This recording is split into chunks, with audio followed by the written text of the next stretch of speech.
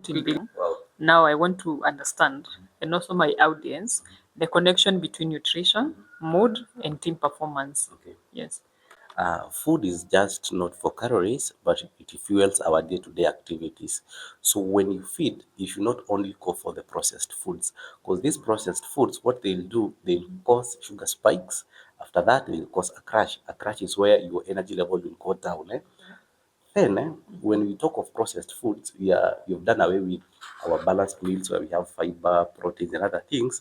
And we know our gut is responsible for production of serotonin, which is a feel-good hormone. So this feel-good hormone, it affects your moods.